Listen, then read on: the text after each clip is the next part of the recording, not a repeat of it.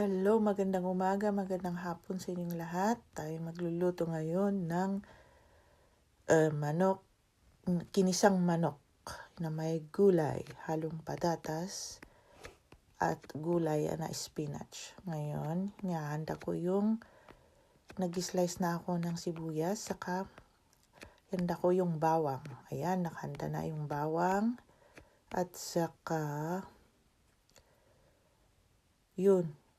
Medyo nahirapan kasi akong mag-video kasi yung isang kamay ko, hinahawakan ko yung cellphone. Kaya yan, hirap mag-video na walang gamit.